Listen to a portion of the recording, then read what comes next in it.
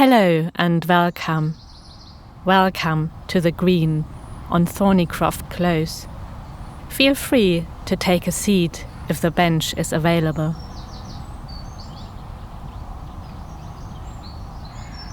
My name's Sylvia, and I'll guide you through this audio experience.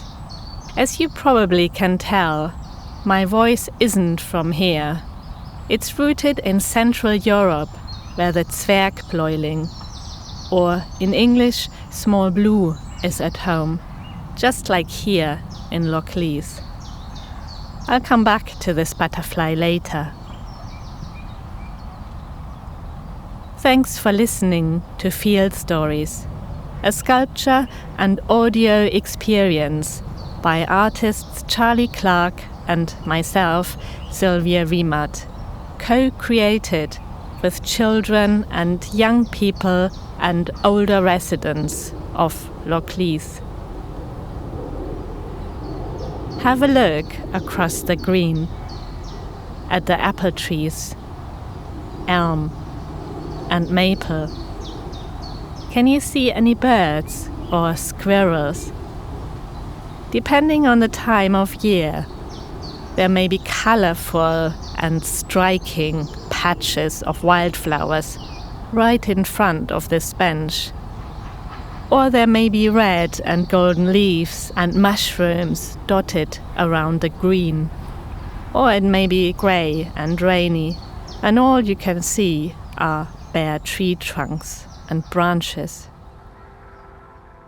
The name Loch Lees comes from the Anglo-Saxon for a fold in a field, meaning an animal enclosure in a field or meadow. That's how Loch Lees started out, with Loch Lees Farm surrounded by fields, before it was built up in the 1940s. Loch Lees Farm was actually located right here, between this green and Bonington Walk. Nowadays, most of Loch Lees has been built upon, but Loch Lees Neighbourhood Trust has been working hard to bring meadows back to the neighbourhood. A field in a fold, so to speak. We've asked some of the children, young people and older residents about their personal stories and experiences with the wildlife of Loch Lees.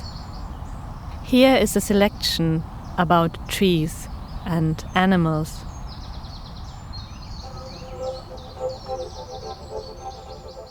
There weren't all the new houses down Crome Road. We didn't have so many shops. We had a butcher and a bakery then. Oh, and we used to have a post office on its own. When I first come here, I lived in Landseer Avenue, and this wasn't built then. Most of the houses, I think, apart from down that Crome Road over there, that a lot of those weren't there. One of my children had a little horse, so she was up the Romney Avenue anyway. So she had her pet up there in a field. Yeah, and Toby, I think it was, yeah. Because I used to live in Landseer Avenue then, when she brought it down home once and got it up because I had steps going up to the garden, steep stuff. So she took he got up there himself, and we had an awful job to get him back there. It was quite funny, actually. My sister-in-law was there then with her, come up to visit with her. She said, I think you ought to phone the fire brigade.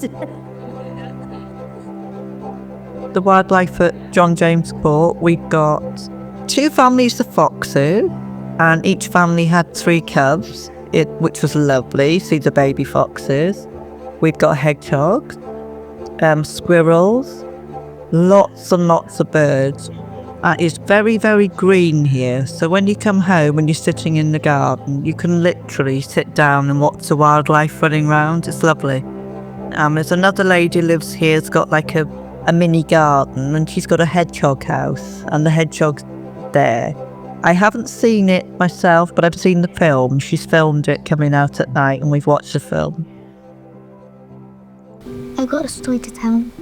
There was a hedgehog coming to my garden, so we made a little housework, and we fed it each night, and it hasn't been back since.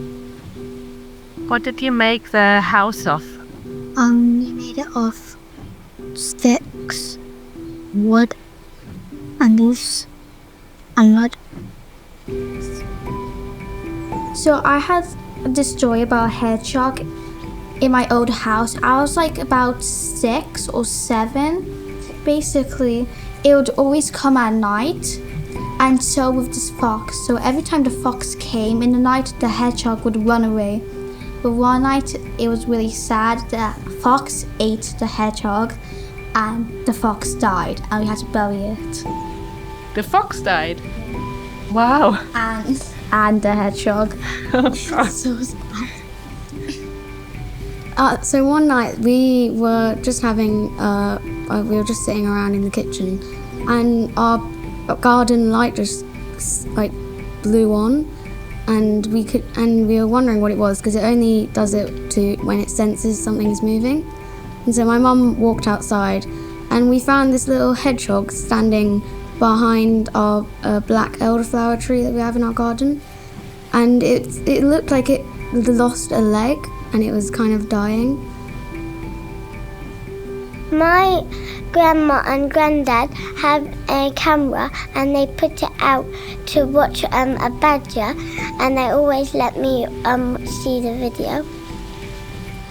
So in my garden there's a fence, like a wooden fence, and on the other side there's like a forest kind of, and then normally foxes and deers and stuff like hang around there.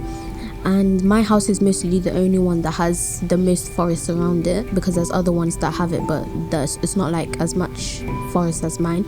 And then I was just cleaning around the garden, and I was near the fence, and then I peeked through the fence and saw a deer, and then I decided to go, but then my sister said that we should stay and wait for it, and then it came towards the fence and then bashed it, and then we ran inside.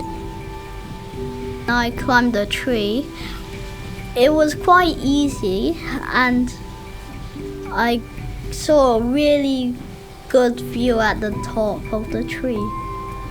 The tree was very long, and at Stoke Park, I climbed the conker tree, and I felt like I could do it, so I did it. And then when I got to the top, I saw the view, and then I jumped out of the tree. Back to you. Have a look at the wooden carved pole on the side of the bench.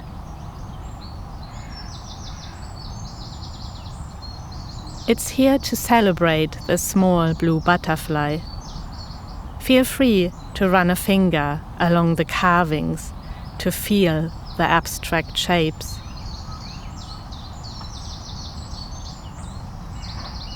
The pattern has been designed by students of Trinity Academy and is inspired by the wing markings of small blue butterflies and the sole food plant that is needed for their survival, kidney veg.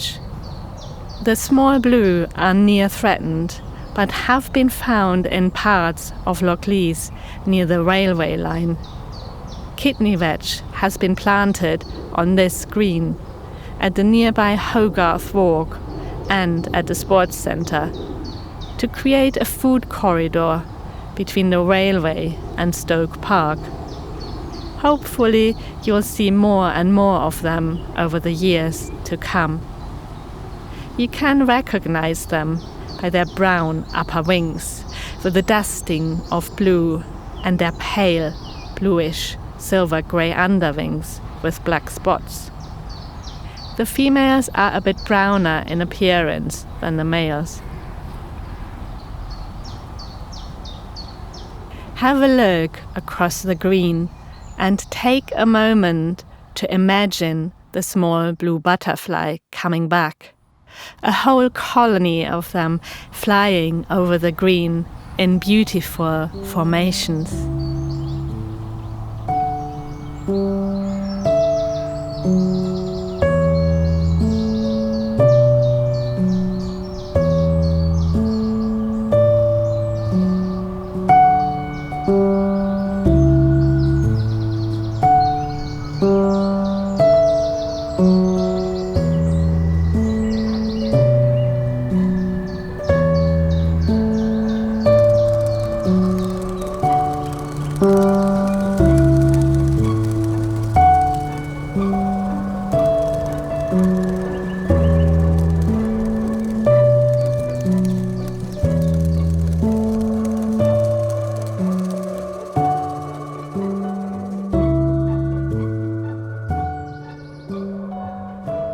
We've asked the children and young people of Lochleath to go on an imaginary journey into the future and to tell us how they would create a greener neighborhood if they had special superpowers.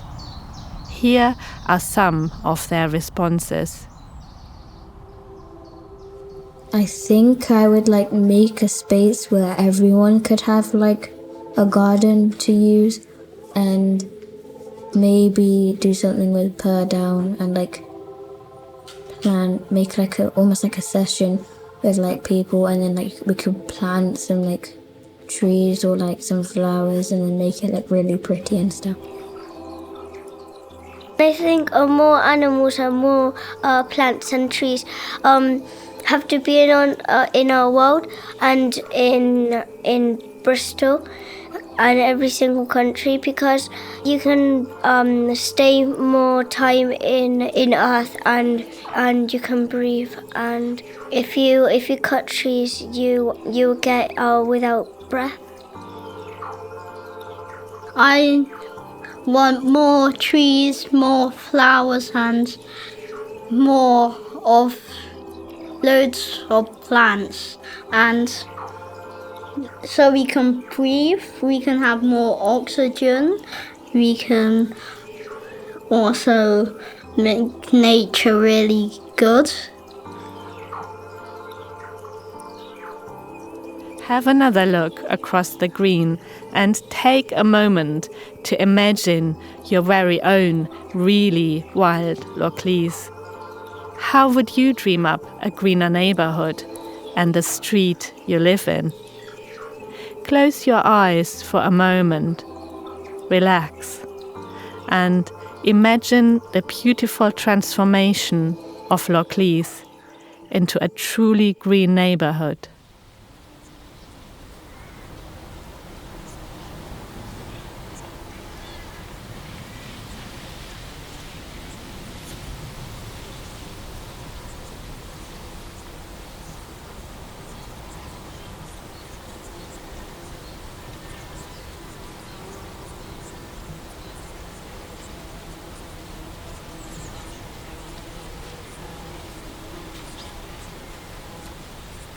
If you like this sculpture and audio experience, why not go and explore the other two sculptures and audio works that are located on Gainsborough Square and around the back of Lochleath Sports Centre. Thank you and goodbye.